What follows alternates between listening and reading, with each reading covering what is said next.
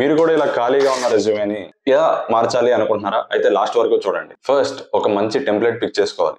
But honest గా మాట్లాడుకుంటే template ఏది అనేది అంత మ్యాటర్ అవ్వదు. మీ రెజ్యూమే కనుక అట్రాక్టివ్ గా ఉంటే. అసలు అట్రాక్టివ్ ఎలా చేయాలి అదే డిస్కస్ చేద్దాం. ఫస్ట్ అసలు రెజ్యూమే అంటే మన బిర్యానీ లాగండి, అన్నీ ఉండాలి. బేసిక్ గా ఒక ఇంటర్న్షిప్ ఎక్స్పీరియన్స్, అలానే కొన్ని ప్రాజెక్ట్స్ అన్నాక స్కిల్స్, టెక్ స్టాక్స్ అన్నీ ఉంటాయి.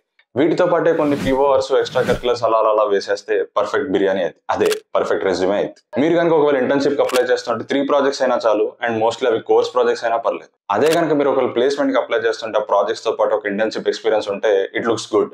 అండ్ జనరల్ గా చాలా మంది చేసే మిస్టేక్ ఏంటంటే చాలా సింపుల్ గా రాస్తారు. I work on this project for 2 months, I did this, I did that, I learn this అని రాస్తారు. అలా రాయకండి. దాని బదులు I improve the sales by 20%, I improve the efficiency by 10%, I competed amongst 2 lakhs members in this program. అంటే ఎంత బాగుందో మీరే చూడండి. The most important thing, fill చేసేమన్నా కదా అని చెప్పి చేసినవి, చేయనవి, తెలిసినవి, తెలియనివి అన్ని రాసేకండి, దొరికిపోతారు.